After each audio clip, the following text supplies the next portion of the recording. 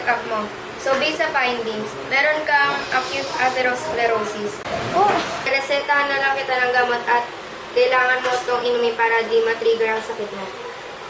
Mag-diet ka na rin. I-maintain mo ang healthy lifestyle. Mag-exercise ka, iwas sa paninigarilyo at pag-uwi at pagkain ng fatty foods. Kuya, akala ko ba nagpa-check up ka? Oo nga.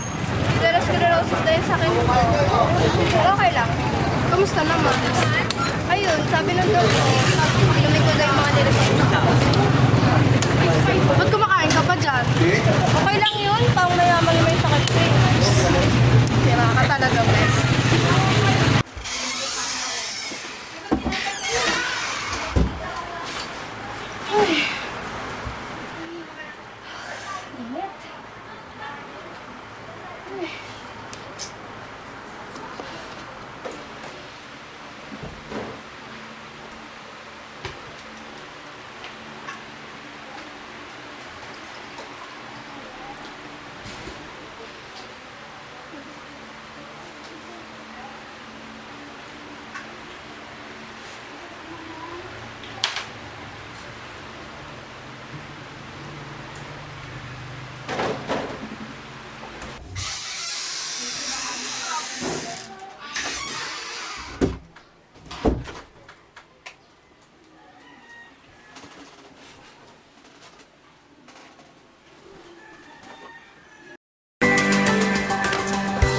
Si atherosclerosis. So, paano nga ba ako nabubuo?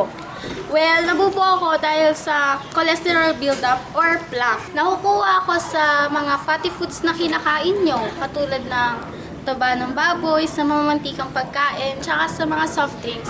Especially pag kumakain kayo ng mga taba, mamamantikang pagkain, especially pag kumakain kayo ng adobo, tapos yung adobo sobrang dami ng mantika. Tapos, minom kayo ng malamig, soft drinks with ice, kahit anong malamig, yung plaque na yun, nabubuo yung plaque na yun kasi yung kinain yung taba or nagiging mantika siya, pag dumaan sa artery, tapos uminom pa kayo ng malamig na tubig, kaya nagsasebo siya, kaya nabubuo ang plaque.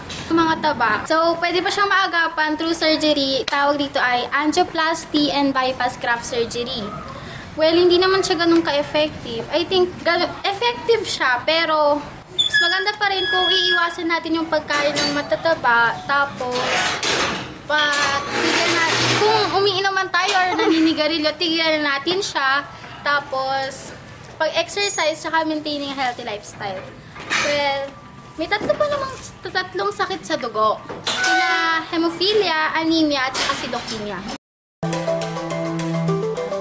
Sa hemophilia, kapag nagkasugat ka, hindi siya agad hihilom, dudugo pa siya ng dudugo. Kasi, yung platelets, hindi niya nagagawang iklat yung blood. Kapag tumagal, ang taong magkakaroon nito, magkaka-anemia, ang tawag sa kanila is bleeders.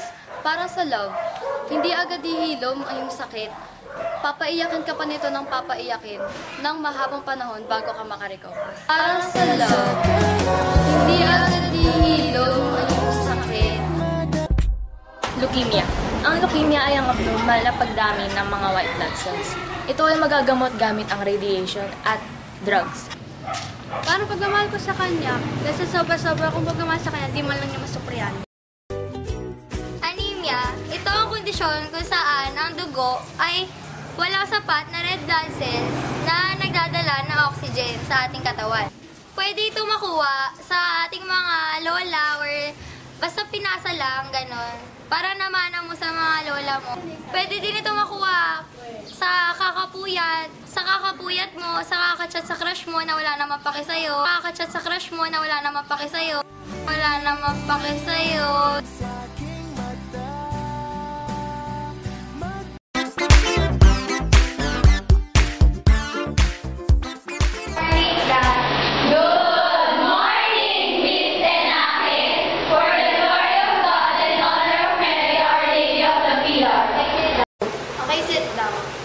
Today, lilipat na tayo ng topic. Ang topic natin for today is tungkol sa circulatory system. Ano nga ba ang tungkol sa circulatory system? Ito ay cardiovascular system na tumutulong sa dugo para dumaloy sa ating katawan. Ang mga dugong dadaloy sa ating katawan ay may nutrients na kasama na. Magsisimula sa heart ang lahat, kaya dapat pangalagaan ito. Ngayon naman, tingnan natin kung anong sakit ang maaaring makuha kung hindi natin alagaan ang puso. Unahin natin ang pinaka-common sa lahat, hypertension. Tinatawag din na high blood. Isa ito sa pinakamalaking sanhi ng heart disease. Sobrang masaya po excited sa isang bagay. Parang sa love, kung sobrang saya mo, hindi mo alam na may kapalit na pala ito. Ako naman kumukuha other answers. Sobrang stress po, sobrang mag-iisip, sobrang nervous. Kasi, pag ganyan, bumibasic yung ng puso natin. Para kung nakita natin si Crush, bumibasic yung ng puso sa sobrang delay at sobrang kaba. Kaya classmates, dapat enjoy your life na. Chill.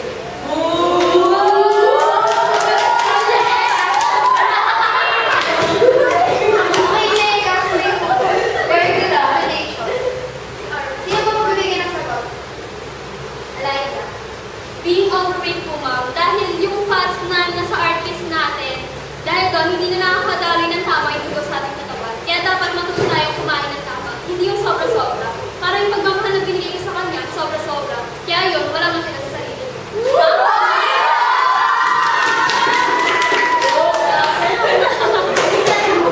Ito po.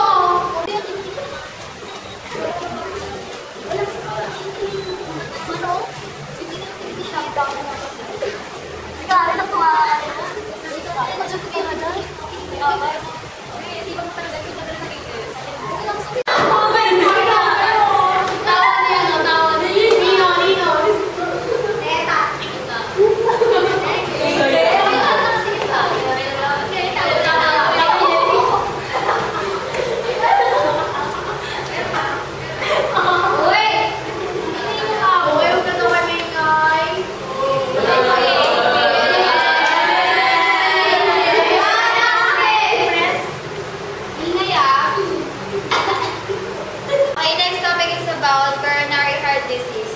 Basahin niyo nga.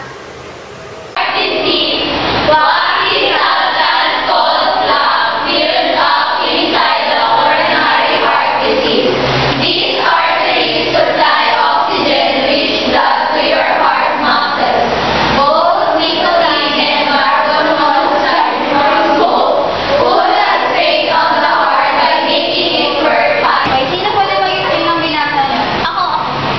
Wow! Ako? Walang galante? Sorry po, ma'am. Okay. Parang sinasabi po dyan na nagkakaroon daw po ng coronary heart disease ang isang tao kapag yung mga kinakain po nilang taba is pumapasok po dun, namumuo doon sa coronary artery natin. Na which means na nagkukos siya ng pag-stop ng daloy ng dugo. Tapos nahihirapan ng huminga yung isang tao. Kaya parang nagkakaroon doon ng heart attack. Yun lang po, ma'am. Ano na dapat natin gawin para makaiwas sa ito? Dapat huwag tayong maniligarilyo, guys. Kaya ano kung hindi ko paniligarilyo dito? Kasi, ang paniligarilyo, alam niyo ba, na sa isang stick ng sigarilyo, meron itong nicotine at saka carbon monoxide. Na siya ang nagiging dahilan ng pagbilis na tibok ng puso ng isang tao. Kasama din dito, yung dulot din dito yung pagkapal ng blood natin galing sa mga chemicals na galing sa puso na binuga nito. Ganun pala yun. Okay, very good. Ngayon, kuha kayo ng initiate, mag-quiz tayo. Meron akong mga kaibigan dito. I-interviewin natin sila. So, about sa circulatory system tayo ngayon. So, guys, may tatanong ako sa inyo. So, ang unang katanungan. So, ano nga ba yung nag-a-attract sa inyo para kumain kayo ng marami? Hindi naman sa ino-offend ko kayo, pero ano bang meron sa pagkain? So, ganun. Hindi kasi, syempre paano ka mabubuhay kung walang pagkain? Diba? Ang sarap kumain. Oo. Yun.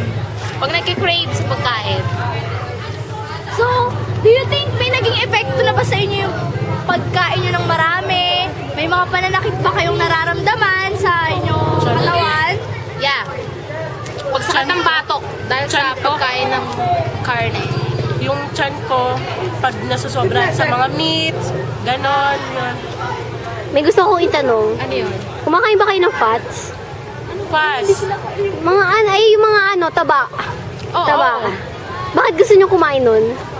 may something kasi doon na hindi namin ma-explain. Alam nyo ba epekto ng pag kumakain kayo nun? Obese.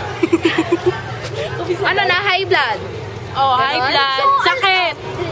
So, alam niyo naman yung epekto, di ba? So, tingin niyo, ano yung mapapayo niyo sa mga katulad niyo pa? Iwas-iwas, bawas-bawasan.